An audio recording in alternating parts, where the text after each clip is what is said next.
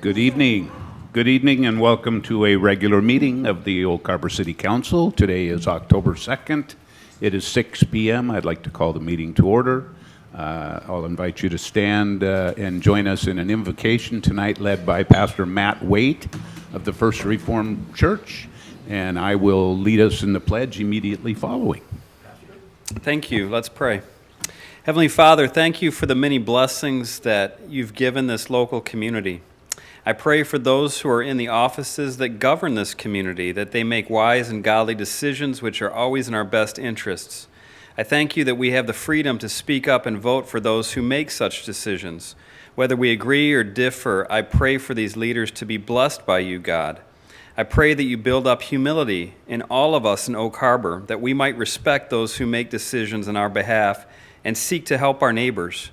I also pray for those who are in law enforcement. Please protect them in their line of duty so that they might protect those of us who have placed our trust in them.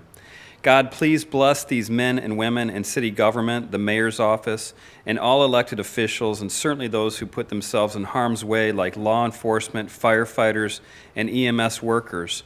I am so thankful we have all of these, your servants.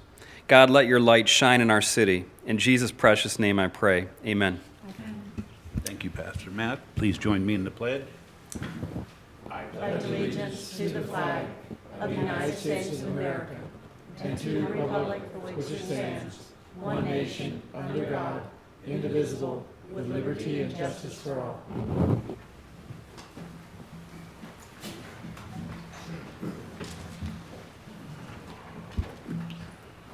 Okay, looks like we have a full council tonight. And our first item is approval of the agenda. Anybody got any changes to that? If not, we will move on to presentations. Actually, we don't have any presentations tonight, so we're going to immediately go to the citizen comment period. Citizens may comment on subjects of interest not listed on the agenda or items listed on the consent agenda. To ensure comments are properly recorded, please state your name clearly into the microphone. Please limit comments to 3 minutes to ensure all citizens have sufficient time to speak. So it's citizen comment period. Not seeing a rush to the microphone, we're going to move on to the consent agenda. This could be a record meeting. Well, probably not. Okay, consent agenda, we have items A, B, C. Any questions or changes to that? If not, they'll be approved as presented. And I have a few comments. I'll try to keep them brief. It is Community Planning Month for the entire month of October. So if you see a planner, give them a pat on the back. Tell them we appreciate what they do. There went one by the door, as a matter of fact. Also this month, in an effort to be proactive in encouraging public awareness of positive stories of the dwarfism community and in keeping with the mission, the Little People of America declare October as National Dwarfism Awareness Month. The mission of LPA is dedicated to improving the quality of life for people with dwarfism throughout their lives while celebrating with great pride Little People's contribution to social diversity. LPA strives to bring solutions and global awareness to the prominent issues affecting individuals of short stature and their families. We have also I wanted to carry something forward from a previous meeting from our tourism board. We did receive a letter, and I think you've all received a copy of that letter. The letter requests that the city consider changing the amount of lodging tax money that it provides to the board. It is requesting 1% of the additional 2% that the city collects. Any changes to the use of lodging tax money must be referred to the Lodging Tax Advisory Committee at least 45 days before any final action is taken. At this time, if there is interest in doing so, I would entertain a motion to refer the board's request to the LTAC for consideration and recommendation. Councilor Servadius. Thank you, Mayor. I'm not making a recommendation. I don't think we got it. I don't know if anyone else got it, but I don't recall that. Oh, no, we didn't get a copy of the letter. Well, that's interesting. Staff, I thought you got a copy of the letter. So maybe we'll just have to move that on to our next meeting. which we'll do. We'll just bring that back to next meeting. Okay. Item 5, or 4, the next, we received a wonderful award on September 27th, Excellent in Concrete Construction Award from the Washington Aggregates and Concrete Association, Excellence in Concrete, celebrating 50 years in 2018. Presented Oak Harbor, not only presented, Oak Harbor won the first place award, was infrastructure non-transportation, and our Mayor Pro Tem attended that award ceremony, and I'm going to show you the award. I'm not sure, it's made out of concrete. I'm not sure you want to handle it too much, but I understand it'll get on your dark clothing. So be a little careful there, but you want to take it or not? I can see it. Was this for a specific project? It is for a specific project. Would you like to speak to that, Mayor Pro Tem? It was for our new clean water facility. It was quite the affair. Probably at least 200 people were there or more. And they had introduced the judges, and then I don't know how many projects in each category, and they got it down to 2, and we were one of 2 finalists. And when we saw New Haven was doing saddlebacks, they were wooden structures that held up a pipe that went up a hill, and they had this helicopter flying in with the cement. We just lost. You can't beat that drama. And then they showed our fair city and the plant and everything that has been done with concrete there. And then we were announced the winner. It was just amazing.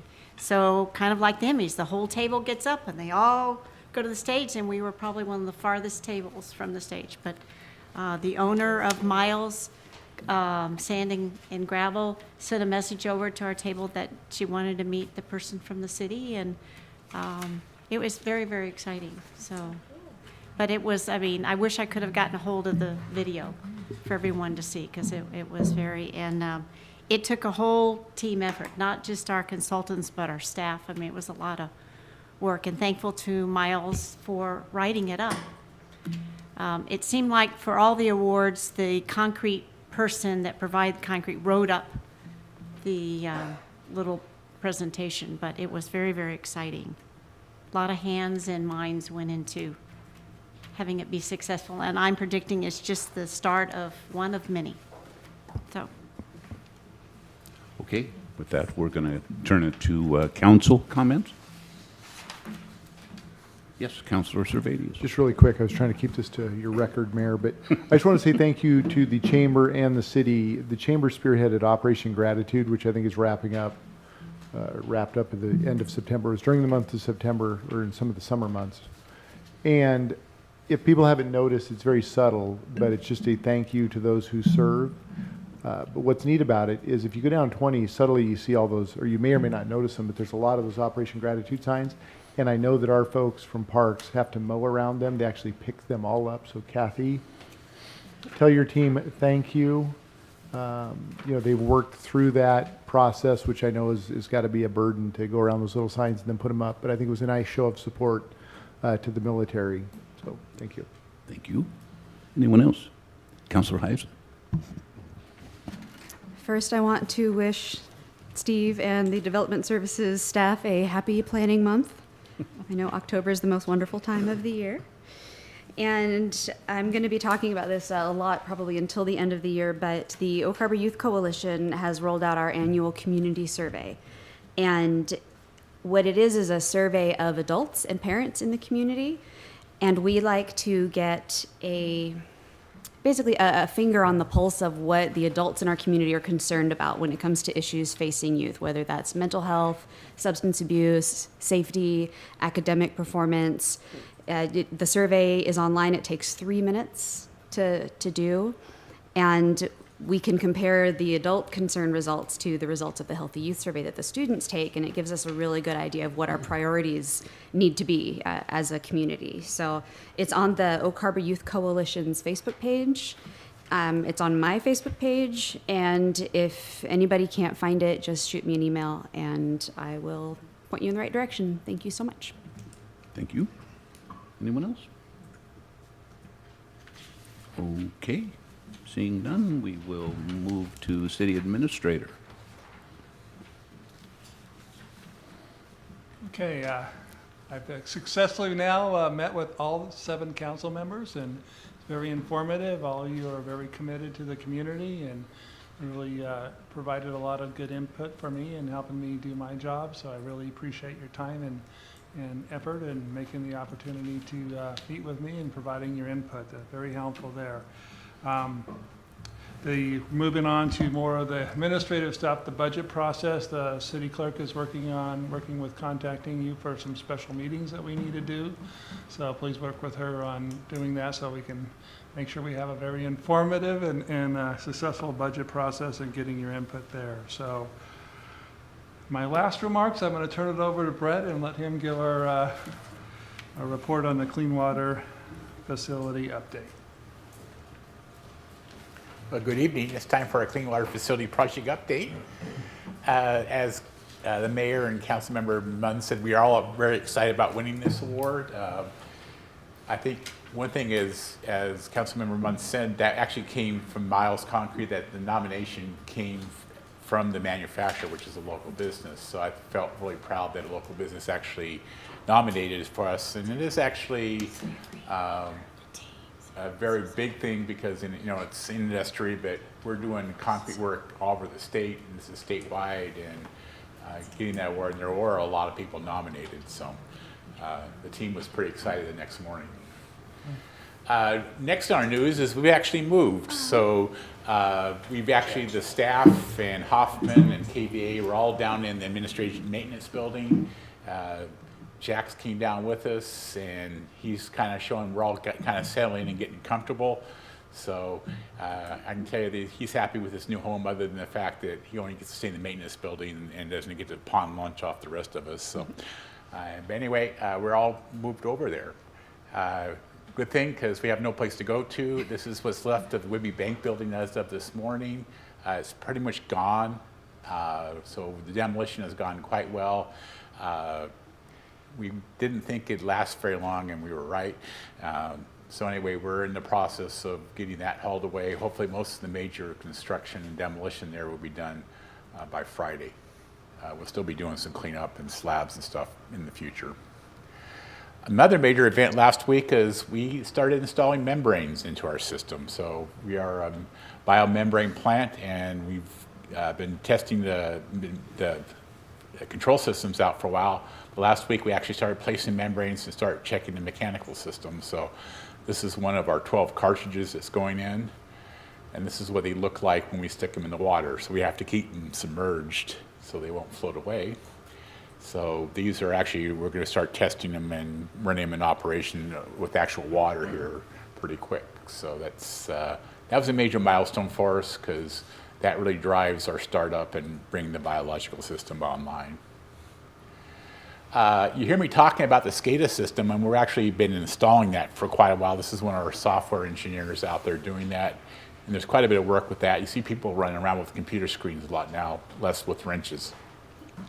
But you can see that she has a radio there, and basically they start to try the machine at the computer, have somebody down at the other end and see if it works or not. And we've had a couple, well, that one didn't work, but this one did, and so we're testing the system out. So that's quite intensive work. And a lot of it takes place because we just like to do it when people aren't around, so they actually do a lot of swing shift stuff out there. So that's what our SCADA system is going to look like. The actual operator screens would be the large screen systems. That's the actual programmer screens, but that system is coming live.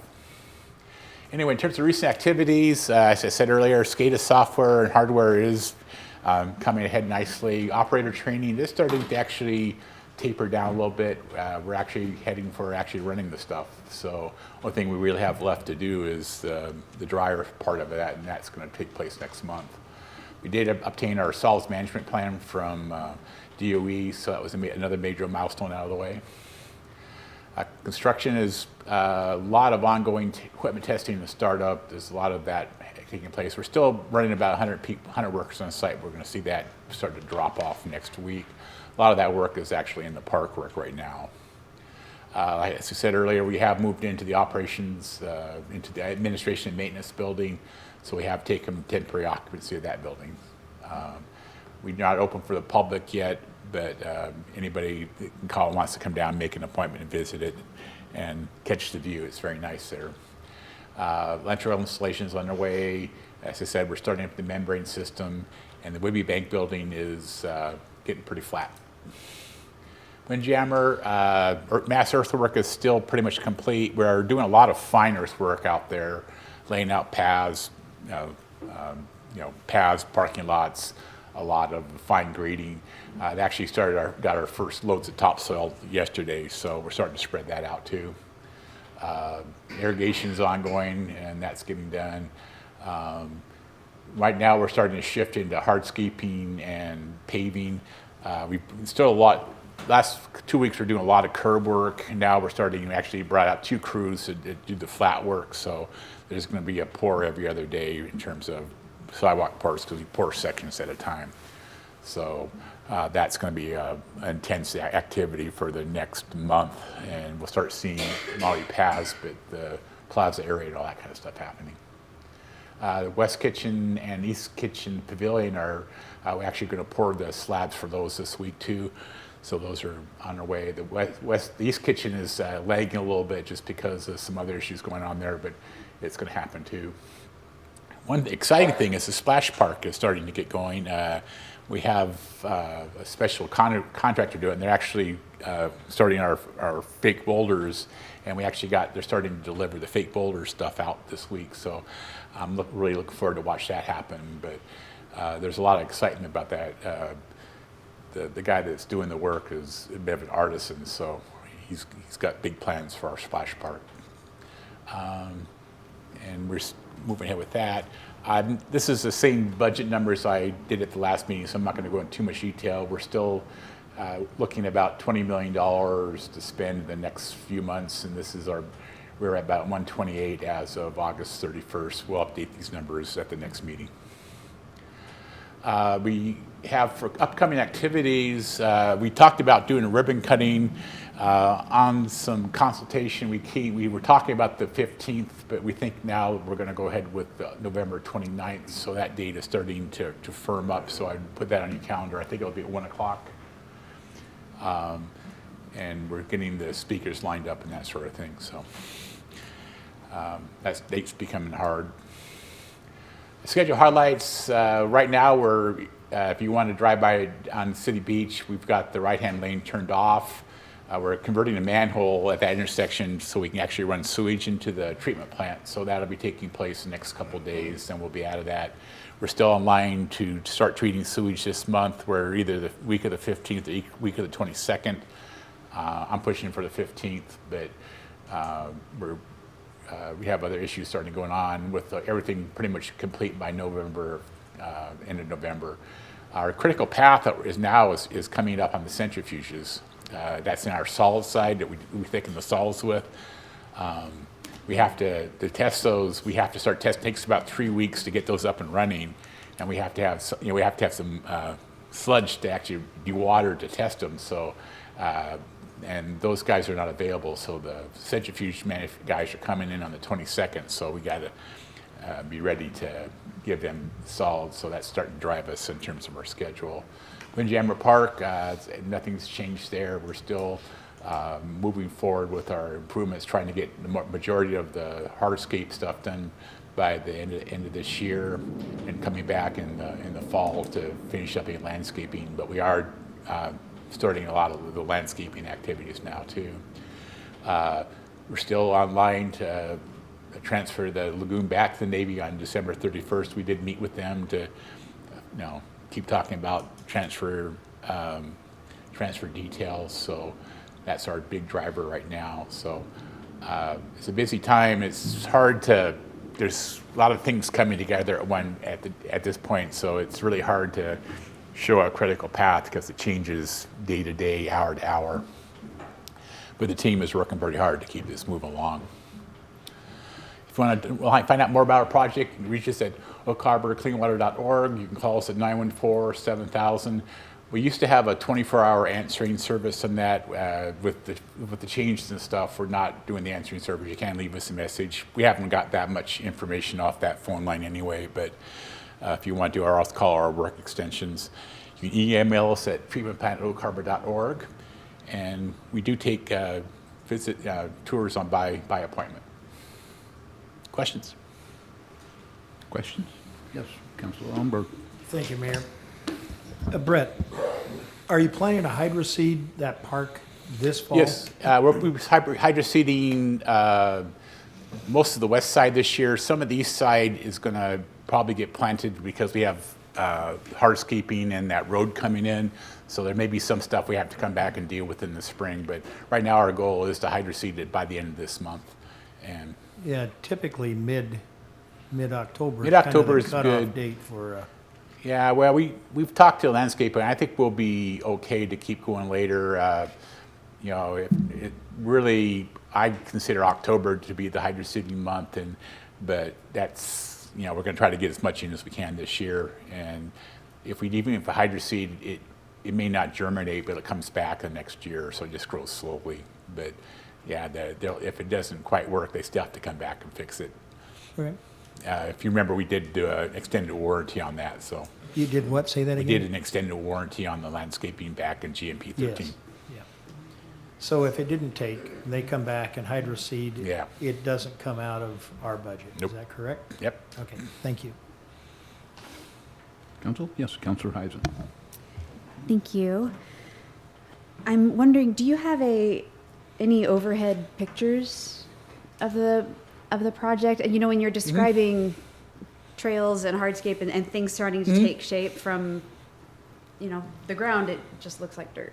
Yeah. So if you had something overhead that we could be able to see that process, I don't know. Yeah, we actually fly that once a month, and it flies this week. Okay. So I'll bring it in for the next meeting. Cool. Actually, that's a great point is, you know, you walk around there, you know, there's stuff happening all over, but you don't get perspectives that when you look at the aerial photographs, Right.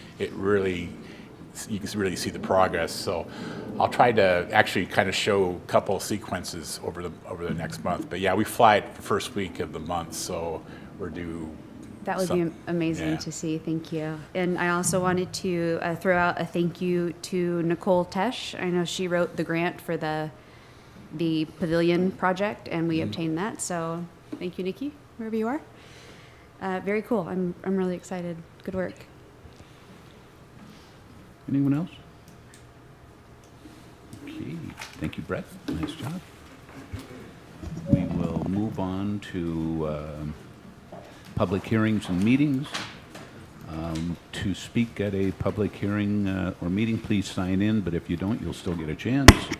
And if you would like to speak, please state your name clearly into the microphone and try to limit your comments to 3 minutes to ensure all citizens can speak. And at this time, we have our Finance Director, Patricia Zoll. Good evening. Tonight, I'm going to present the biennial budget revenue projections. It's the first step in our process for the 2019 and 2020. Under RCW 84.55.120, the legislative body must hold a public hearing on revenue sources for the coming year's budget, including consideration of possible increases in property tax revenues prior property tax levy certification deadline prior to. So we're accomplishing that tonight. My projections do include the levy being increased, the 1%.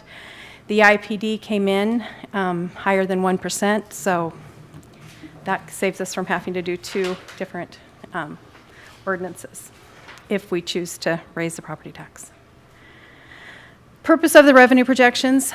First one is sustainability, allows council and staff to see an estimate of what will be available in current resources before we present the operating and capital expenditures. Comparison of budget to actual, a look back at actual revenue received in comparison to what we are projecting for future revenue streams. The steps to the final revenue projections.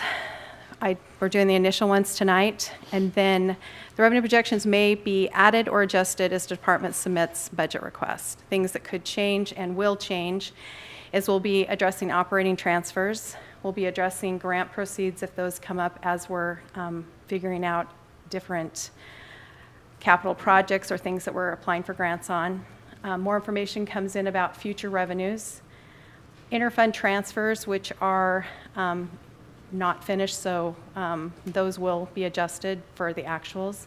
And then the indirect cost allocation estimates. I have Patricia. graphs. Patricia, Mayor Yes. Pro Tem has a question. On your list there, you have grant proposals, so if a department is putting in a grant, do they send you a copy just so that you have the possibility of tracking it or when it comes in or something so that you know it's out there? Or do you wait until it's awarded and then? Usually, get involved once the award has happened, or if we're aware of the application. So if they do want to give us the application, we're thrilled, but we do become aware once the grant has been awarded. We handle the financial reporting side of it on the grants, so we need to have a copy of that, and we also have to report it for our audit. Okay, all right, thank you. Yep. So the graphs that I'm going to present are actually, I increased the years. It goes back to 2005 through 2017 for actuals. Adopted budget for 18, the draft budget for 19 and 20, and the projected revenues for 21 through 24. Now is probably a good time to explain some of the handouts I handed you before I start going through the graphs. So the first one is what was in your packet, the grand total of all of our revenues. The next one is a detail of some of our more, when I do the graphs, I kind of break this out a little bit more. First one is the general fund, and I break it out by the different types of revenue streams. Taxes are broken out, as well as some of the other funds. Senior Center, I tried to break out so you could kind of see a pattern of what's going on with their different revenue streams. And same thing with the marina, just so you have a little more information when you're reviewing this as we go through the process. I also included the wastewater treatment plant license and permits, clean water facility, what impact it's had on our building license and permits, how much we've actually received. I reflect that in some of the graphs. Same thing with sales tax. So this gives you, as council, details of what we have been tracking, and I just thought that would be helpful for you to see what's been going on. Okay, so the first is what I just showed you, the actual revenue projections for all of our funds. The first funding stream we'll start with is general fund. This graph identifies that 71% of our revenue for general fund comes from taxes.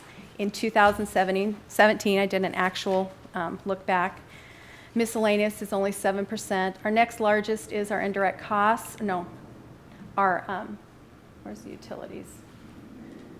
Utility tax. Yeah, our next largest, I guess, is the indirect costs. And then it has fines and penalties, which is only 1%. Charges for services is about 2%. Intergovernmental is 3%. And our license and permits is about 4%. Yes, Councilor Heisen has a question. Pardon me if I'm getting ahead of myself. On the general fund revenues, can you explain what miscellaneous would be and the indirect costs? When I'm seeing costs on a revenue chart. Yeah, I actually have it in a couple of places. So on this first sheet here, it lists, the second sheet that has the detail for general fund, it actually lists out the different categories that I'm describing. So miscellaneous is kind of a combination of loans, sales of fixed assets, insurance, operating transfers, agency, trauma, school zone safety, capital contributions to Island County, and then leases, interest in income, and those kind of things. So those last 4 lines, do you see where I'm? Yep. Okay, those are all what is included in miscellaneous. In the miscellaneous? Mm-hmm. Okay. But I have a graph that goes a little more detail. So, Thank you. You're welcome. Did the general fund revenues in this format so you could kind of see the combination of all the different types of revenues going forward and going back. So you see the annual projected increase for our projected revenues starting in 2019 is an increase of about 1.8%. We have a spike, if you notice, in 16 and 17, 15, 16, and 17, and that's due to the sales tax permits and fees for the clean water facility and a prior period adjustment, which I'll go into more detail later. The increase that we projected was a gradual 1.8 to a conservative approach. Some of our sales tax is coming in higher than that, but overall, I'm more comfortable with the 1.8%. Look at it. We looked at each individual item to come up with that. Taxes, they're approximately 75% of the budgeted revenues in the general fund. 1% of the property tax levy increase is calculated in for all years per the RCW 84.55.120. Again, it shows you 17's increase, and that's due to our utility tax revenue. If you look at the property tax trend alone, it shows a trend increasing after 2013 recovery from the recession. Revenue is scheduled to increase annually at 1% for property tax. Maximum council can adopt annually. The property tax is 31% of the budgeted revenues in the general fund. Sales tax, that one has more dips and valleys. Sales tax revenue climbed from 2015 to 2017 mainly due to the clean water facility project. I'm forecasting a 2% increase after removing the clean water facility, so that's why it dips back down in 19. The 18 budget also was set to take out the impacts from the clean water facility. Sales tax is 25% of the budgeted revenues in the general fund. I also did this comparison graph. So the first graph shows the percent increase for sales tax, including the clean water facility. So in 2015, it's a 7% increase. 16, it's a 13%, and 17, it's a 10%. If you take out the clean water facility, we still have significant increases. We go up 6% in 15, 10% in 16, and 17%, or 4% in 17. The sales tax paid through June 18 of 2018 for the clean water facility is a total of $760.53. So, without the clean water facility in the sales tax analysis, 10% in 2016? Mm-hmm. Any idea why it would jump that much? I don't know. I just know that it's starting to jump up again. The recession, I guess, is over, and it shows the recession period being lower than where it is currently. So I think that's making a difference. We just need to figure out what we were doing and do a little more of it. Sure. Thank you. Mm-hmm. Utility taxes, they're 6% of all internal, external utility fees. The internal utility fees, which are the water, wastewater, solid waste, and storm drain, are 40% of the total utility taxes. It's budgeted to increase on a 3% on average, and that's tied to the rate adjustments that are built into the projections. The utility taxes are 19% of our general fund revenue. License and permits. Spikes in permits from 2014 to 17 represent the clean water facility building permits through 7/17 of 2018. That totals $422,818, which again is in your packet with the detail by year. The core permits, conservative has been budgeted to grow at about 1% after that. So we removed the effects of the clean water facility and then set it on a path for a 1% increase. Intergovernmental, there's been some spikes and valleys. In 2007, it was due to a $677,000 CTED grant for the Boyer property purchase. It decreased in 13 and 14 due to state shared revenue reduction in the liquor excise tax. It spiked in 2015 due to LEF on behalf pension revenue. In 2015, they restored the excise tax to 35%. And the new marijuana enforcement state shared tax started in 2015. It started at 8,000, and now it's, so far through the year, it's about at 40,000, so it's growing, and that's a good thing for our budget.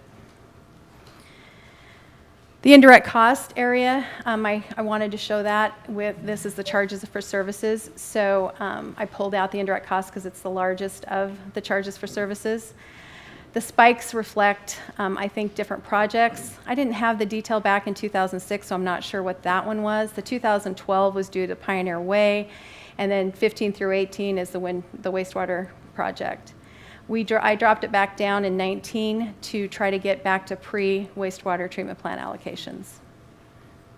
But we haven't calculated that, so this indirect cost will change. Fines and penalties. This one I found quite interesting. Traffic infractions peaked at 228,000 in 2006, and in 2017 it came in at 59,000. The volatility in revenue is due to DUI, civil and traffic infractions and penalties. We budgeted an increase to public defense reimbursement at 3.5%. We kept it at the prior year average with no budget to increase. Miscellaneous. It spiked in 15 and 16 due to a variety of items. The interest increased 19% in 15. We sold fixed assets for $312,000. 2016, we had a local loan that came in for $198,000 for the lighting project. In 2017, there was a prior period adjustment of $700,000, and that was due to reflect the auditor's noted treatment of required tax accruals. The way we accrued taxes, they did not like. They wanted it to be on a true accrual versus the accrual we were doing, so we adjusted it to meet that requirement. Do we have any questions before I move on to special revenue funds? Okay, special revenue funds. So the transportation revenues, that's the ones that the new ones started in 2016, and I just wanted to that's why there's those little different things so you could show that revenue coming in. Cap-run funds increased from 2013 to 2017, averaged 5.31% increase over those periods. So it's significantly increased. I budgeted 2% to be conservative because you don't know how long that's going to continue. So the ART revenue is based on 0.25% of our utility tax on water, sewer, and solid waste. Civic revenue is based on the lodging tax revenue. The LTAC revenue is increasing, but I conservatively budgeted a 2% increase on that one. It's peaked, and I think it's due to rising tourism. It's great because it's peaked in 2014 and it peaked again in 17. So the real estate tax, REIT 1 and 2. I think the peak, as you can see, the valley was in the recession and it's peaking 2016 and 17. It got way up there for both of them. I again budgeted with projected revenues with a 1% increase because again, we can't really count on that peak staying up there, but at the same time, I wanted to keep it at a higher level than it was during the recession, try to get us more consistent with what's going on right now. So in the enterprise funds, it's water, sewer, solid waste, storm drain, and marina.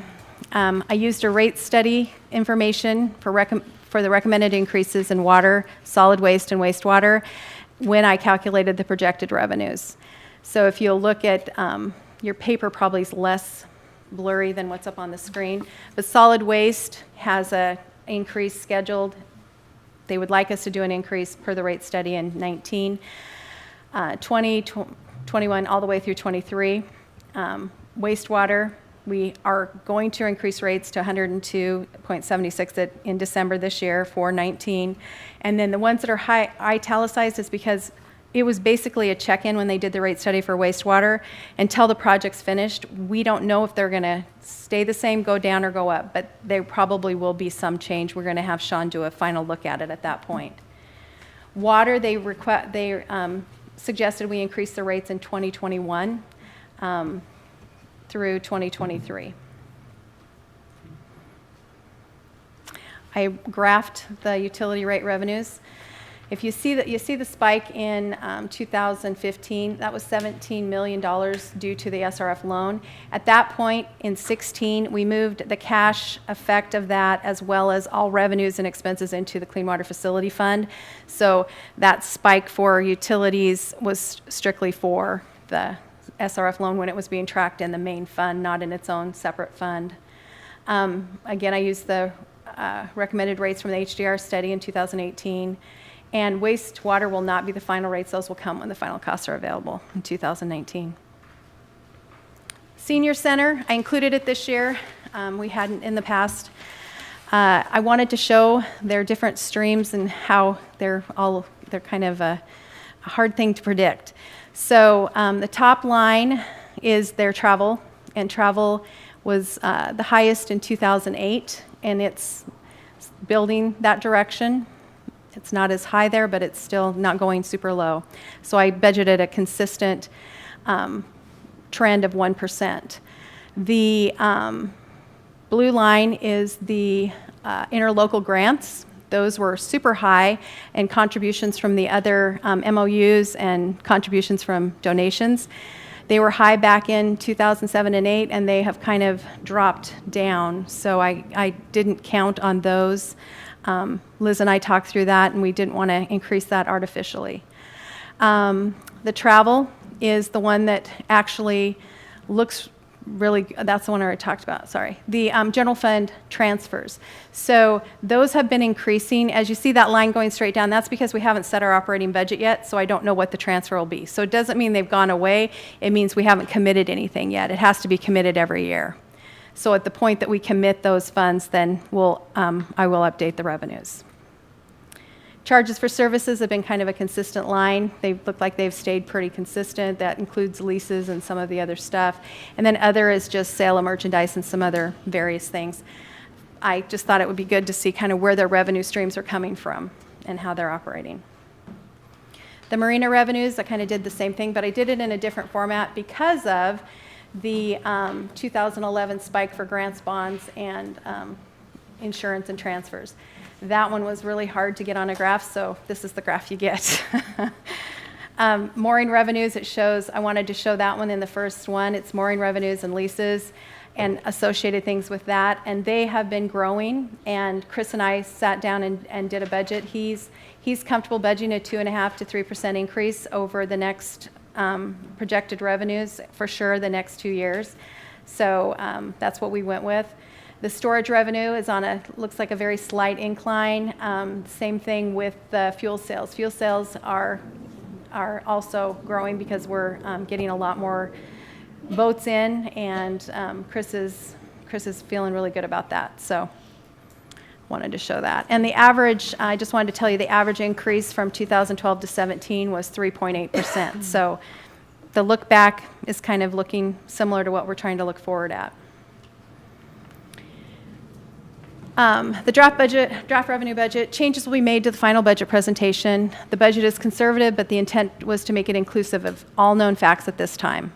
All facts aren't known at this time, but what we knew, I put in here. Next steps, so October 30th, there will be a special workshop. It's going to be for capital improvements, equipment budgeted, and long-term planning about those kind of things. November 7th will be the draft working budget, so it's going to give you your first look at the final request for additional staff, the improvements, equipment, everything laid out with where we anticipate being. It's also going to be when the property tax levy will be presented and in ordinance form for your consideration. Mid-November, we're also going to have 2 workshops. We haven't worked out the dates yet. Carla's working on that, and that's going to be when staff will come forward with their own personal departments and be able to describe what they feel that the council needs to know. November 20th, we're going to have the motion to adopt, the one where you guys get the final budget to look at, and then on December 4th will be when we'll be asking for you to approve that. And that concludes my presentation. So the recommended action is to hold a public hearing on revenue sources for the 2019-2020 budget biennium. So we'll open that public hearing at this time? Okay. Okay, seeing nobody. Bring Patricia back and ask council for questions or input or anything? Yes, Councilor I Wassinger. just wanted to say thank you. I appreciate the all of the graphs and breaking it down by fund. You know, it's definitely easy to look at and you know, study and process as we go forward. Thank you. Thanks. Some other head nods, I see. And anyone else? Yes, Councilor Servadius.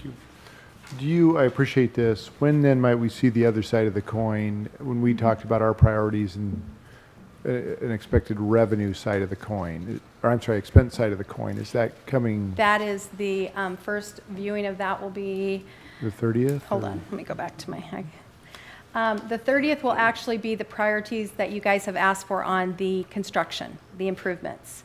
So the harbor, the land purchase for the parks, some of that stuff will be there.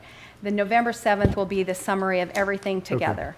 And it will be a rough draft, and that, at that point, we'll be asking council for things that you don't see there or things you see that you're concerned with. And then we'll continue forward with the departments talking through their budgets. And then November 20th is when we think that is our final draft for you to have time to consider. And then the 4th is when we would ask for motion. Thank you. Anyone else? Okay. Thank you very much, Patricia. Thank you.